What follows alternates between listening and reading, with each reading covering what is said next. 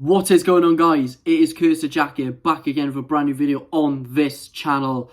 And today, it's that time of year once again where the new season is around the corner, and I'm going to be predicting my 1 to 24 championship table for the 2023-24 season. Looking at all the teams we've got, I think this is the toughest prediction video I have done. It is going to be probably one of the most competitive championship seasons ever. You've got like N-Power Championship vibes, Coca-Cola Championship vibes. I mean, any of the two really. But yeah, I got to say, the predictions made it is where I think everyone's going to finish. There's plenty of time to go really, especially with the transfer window. Things will change dramatically then. I'm just looking at the current club situation now before the ball is kicked in a week's time. And yeah, let me know what you think and let's get on it, shall we? So we're going to be doing the usual bracket. We're going to start from bottom to top. In a 24th position, you're probably going to hate me, Middlesbrough fans, but I've gone with Rotherham United. I did predict Rotherham to finish bottom last season, and it's actually very nice that they've proved me wrong. It's not nice predicting to who to finish bottom. The reason why I'm thinking Rotherham again, because last season, I thought they would go down because of the fire sales they had. They lost a few key players. They haven't done much business. They haven't spent much money. But Matt Taylor took over from Paul Warne, who departed. He managed to keep Rotherham United up, and for the first time since 2016, Rotherham are playing in back-to-back season after becoming a yo-yo club. But yeah, I mean, some people might think I'm being a bit harsh, being a bit lazy, but to be honest about Rotherham, they have lost Chidozie Ogbene, who was their main man last season. They've got players of experience like Sean Morrison and Jordan Hugill, but their recruitment's not been good though. They have bought in Cafu, the ex-Nottingham Forest attacking midfielder, who seems to be a good signing, but looking at this season, I think they're going to need more additions into this squad if they are to prove me wrong yet again. They are capable of proving me wrong yet again, but because of the lack of business they've done, and they've lost like a couple of players like Wes Harden as well as Chidozie Ogbene, and the teams they're up against, I think it might be a difficult season. In at 23rd, I've gone with newly promoted Sheffield Wednesday. Now, Sheffield Wednesday, I got to give credit to them for what they did in the playoffs last season. 4-0 down in the first leg against Peterborough United. Did the impossible, put it back to 4-0 and 4-4 on aggregate in injury time. Peterborough then scored. It looked like Peterborough were going to get it back then. Sheffield Wednesday took the game to penalties, won it on penalties, and at Wembley, they defeated Barnsley in the 123rd minute of extra time to seal promotion after Josh Windas's header. But Sheffield Wednesday, there was a bit of optimism at first, but then Darren Moore left, which completely shocked me entirely. But they've brought in a manager, Cisco Munoz, who looks like a decent appointment on paper. They've got a decent squad, they've got some experience, but their current financial situation is not good at all. They've got a lack of money, they're pretty much skint. They haven't made any signings really. But with the experience they got, they could prove me wrong. But with the financial situation in, that could land them in trouble. And I think I was going to think about putting Sheffield Wednesday to stay up because of the squad they got, the manager got, but because of the financial situation, I think they'll be in trouble this season. In 22nd and the final relegation spot, I have gone with Queen's Park Rangers. Now, Queen's Park Rangers, some people may think it's an interesting move putting them to go down with the squad they've got on paper. A bit like Wednesday really, but that second half of the season though was utterly grim for them. In October time, they were top of the league, they were flying under McBeal, and McBeal left for Rangers and it all went for them. They appointed Neil Creashley to replace him, which looked like a title appointment, but only 2 wins in like over 15 games or something like that, or 20 games even. They caused him to sack him. They appointed Gareth Ainsworth, the ex-Wycombe manager. He kept them up, but with Gareth Ainsworth though, his style of play does not suit most of the players at QPR. They have lost Rob Dickey and Senny Dieng as well, who are pretty key to them. They still got players like Lyndon Dykes and Elias Chair, but because of that second half of the season they had, the manager they got that doesn't suit the players' style of play, I think it'll be a difficult season for the R's. In 21st position and just surviving the drop, I have gone with Plymouth Argyle. Now, Plymouth Argyle, they do have the lowest budget, I think, out of all the teams in the Championship this season, and they do have a lack of experience, most of the players, but they're a team they should not be underestimated this season. I do understand why some people think they'll go down, but you're probably underestimating them, I'd say, if you're tipping them to go down. As I said, they're not to be underestimated because they've got Steven Schumacher as their boss, who has had strong interest from various Championship clubs. His style of play is really good. They've brought back the star loans they had from last season on a permanent basis out of Morgan Whittaker and Ballymumba respectfully. And also Home Park, their home stadium. Out of all the games at home last season in their title-winning League One season, they only lost 2 games. Yes, 2 losses at home only. So Home Park was basically a fortress. And looking at some of the players they got, the manager they got, and their home record, I think Argyle will do enough to stay up. In 20th, I've gone with Huddersfield Town. Now, Huddersfield Town, last season, an incredible run to keep them up. It looked like they were certain to go down, but in the last 10 games, 9 unbeaten, and the man to do it was Neil Warnock, out of all people. Now, Neil Warnock, he has signed a new deal with Huddersfield Town. It's his second spell at Huddersfield. He kept them up, and with the recruitment they made, I think there's only one signing made, to be honest with you, and that's not good, especially if you just about stayed up last season. Obviously, Neil Warnock was a man to keep them up, but will that form carry on after last season? I don't think so, personally. But I think they will do enough again to stay up because of one man, which is Neil Warnock, due to his magic and experience. In 19th, I've gone with Cardiff City. Right, a certain fan base may be tossing eggs at me right now because I'm where I'm putting them, but they've made a bold move by appointing Errol Bullitt, the Turkish manager who has no English football experience at all on a whole. They've lost some of the star loans from last season that kept them up, Cedric Kipre, Sori Kabar, and Jaden Philogene, and the manager Sabri Lamouchi as well. I mean, I didn't know what they were doing getting rid of Lamouchi. It was looking like there were certain favourites to be relegated, and especially then they're under an embargo as well, which is going to be lifted in January. But some of the signing they made is one to be impressed of, where they got Demetrius Goutas to replace Cedric Kipre, Yaku Mete, Ike Ugbo, Carlin Grant team with Callum Robinson again, where they did wonders at West Brom together, and also an emotional return for Aaron Ramsey as well. Aaron Ramsey is back where it all started for him. He's not as good as he was back in the day, but I think it'll be very interesting to see how Cardiff do this season. I think they will have a slightly better than last season, but if a rise has happened, I think it'll be graduate, because it all depends on Errol Bullitt, really. Because of the fact he's got no experience in English football, it's all down to Errol Bullitt. So, yeah, I think it'll either go really good or really bad for Cardiff. It'll be interesting to see how they do this season. In 18th, I've gone for Hull City. Now, Hull City finished 15th last season, but I think a slight drop may happen to them next season because it's a slightly harder league next season. But Liam Ruzania took over from Shota Alvazade, who had a rusty start at Hull City last season. Obviously, Hull City in general had a bit of a rusty start. Then Liam Ruzania took over. He improved the team gradually, caused the team to finish 15th. And he's got a full season at Hull City. And I think he can be the man that can take Hull City forward. And he could eventually become a top manager.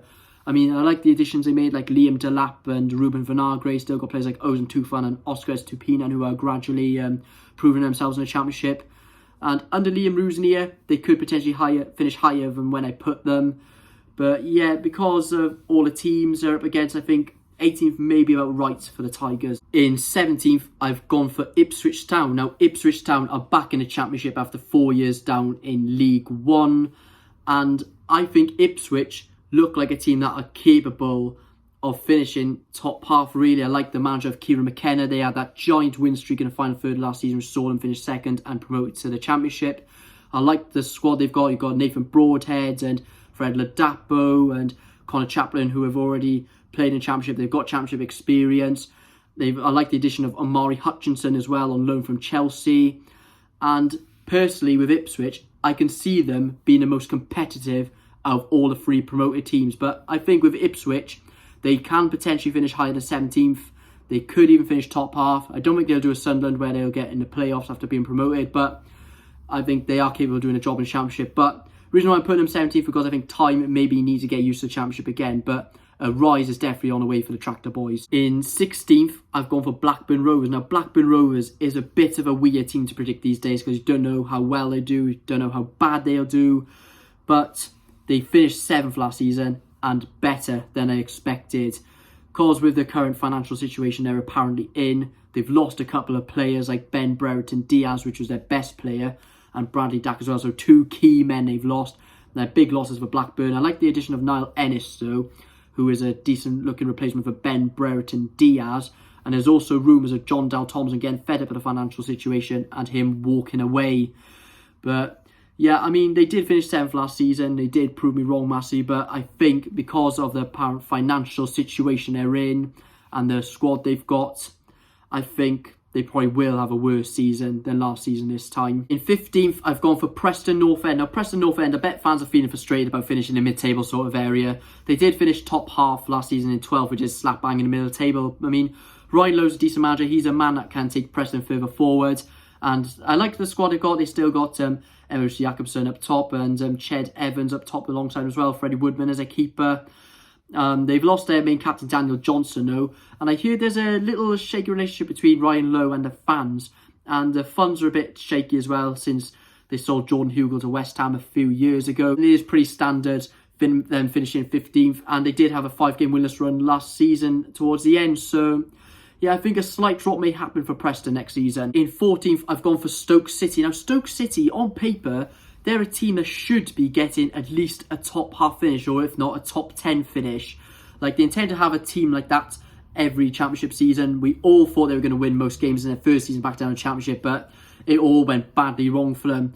But they, again, I've liked some of the signings they made, like ex-Preston captain Daniel Johnson, fellow ex-Preston midfielder Ben Pearson, who they signed on a permanent deal, Ender Stevens, experienced left-back. But they do look a bit like Preston, really, about Stoke. I mean, Alex Neil, ex-Preston manager as well. Like, a few ex-Preston players of Stoke, and they do have something in common at the minute where they seem to can't get out of a mid-table sort of position. Alex Neil does have plenty of championship experience. He's won a promotion with Norwich. And yeah, about Stoke City, it's another hard team to predict, really, but I think a similar season may be ahead of them. In 13th, I've gone for Birmingham City. Now, Birmingham City, they've got new owners, and considering they had the dark times, I think the good times may be ahead for them. Because even though they lost Troy Deeney, Hannibal Medjbury, Tahith Chong and Austin Trusty, they've made some brilliant business where they signed the likes of Tyler Roberts, Sariki Dembele, Keshi Anderson, Ethan Laird, etc. The list goes on. Lee Buchanan's also signed for them as well. And the dark times recently may be changing. And John Eustace is a manager that can take Birmingham City forward. And with the players he's got, I think a good season will happen at St Andrews. In 12th, I've gone for Bristol City. Now, Bristol City, a few years ago, they were playoff contenders. Then they had a steep fall. And when Nigel Pearson took over, they seem to be gradually rising again. So, yeah, they still have Alex Scott in their team as we speak. It may change. There's still plenty of time to go in the summer transfer window.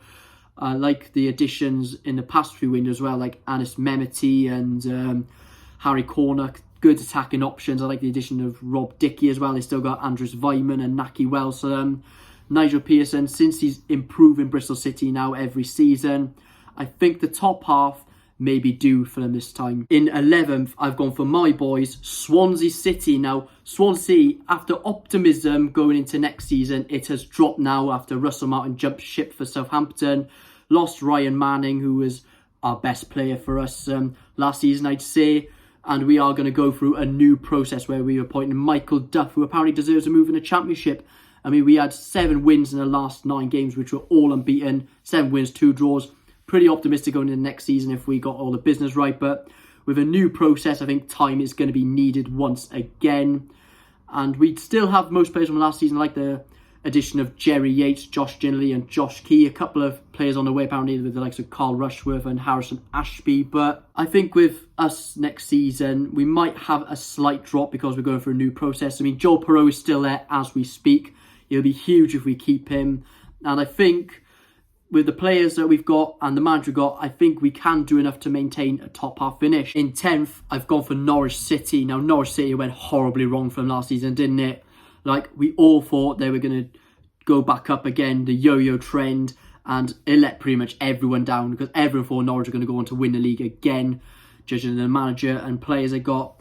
Like, it just went all wrong for them. They got David Wagner as their manager, who has won promotion before with Huddersfield Town. He wants to respond by going more physical.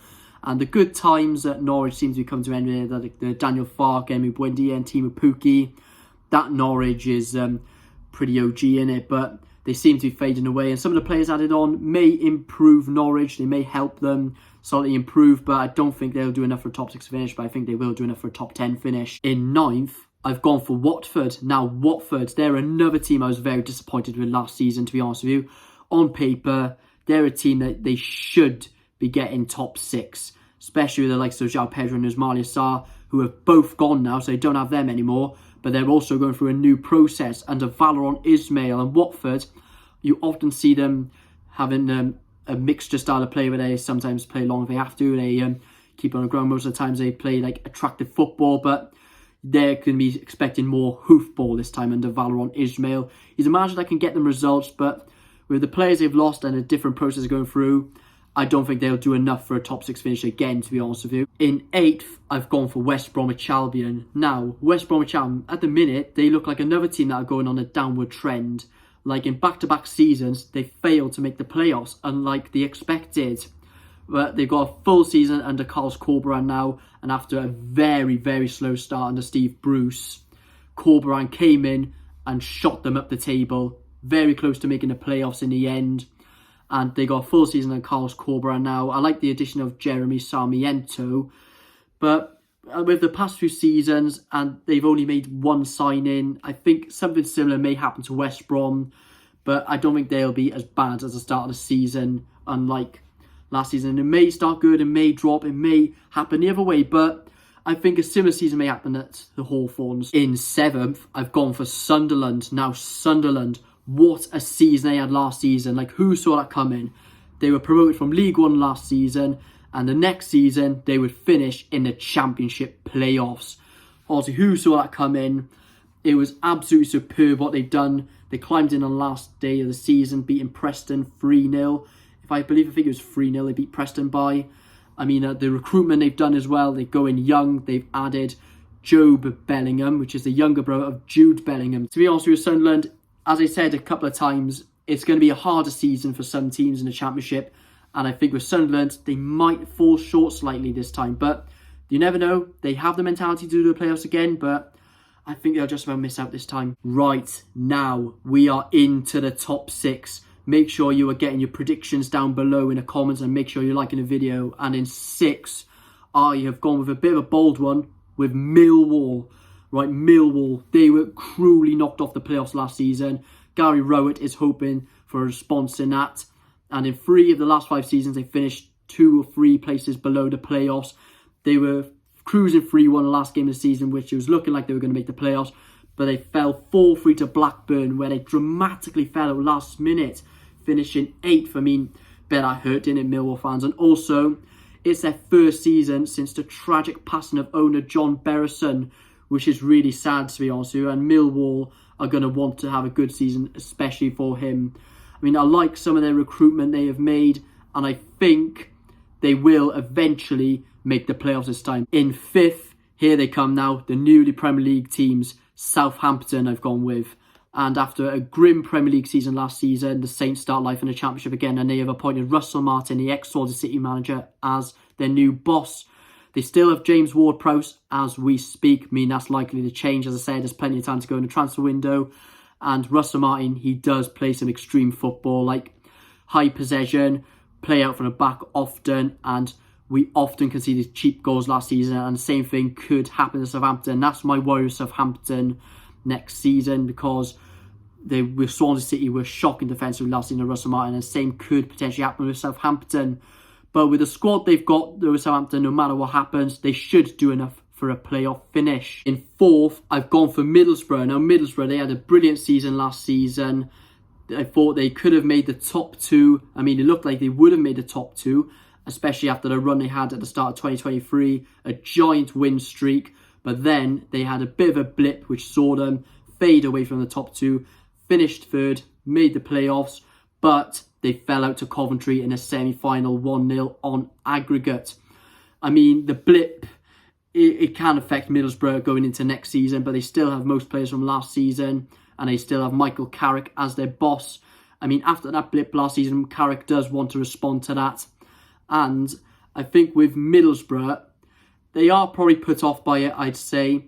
They are going to look for a response, but I think they should do enough for the playoffs again. Not sure if they'll do top 2 this time, but I think the playoffs will probably be the more likely position for the Borough again. In 3rd, I've gone for Leeds United. Now, Leeds United are back in the Championship after 3 years in the Premier League. They've got new owners and a new manager, where they've appointed Daniel Farke, who has won the Championship twice already. I like the addition of Ethan Ampadu as well. That's a good sign, especially for Championship. They have lost a few players and lost profit on a few players as well. So, yeah, the funds haven't been good recently for Leeds United. Work has to be done at Elland Road if they are to push for the top 2. I mean, I like some of the players they got. They've got a bit of a strong squad still as we speak.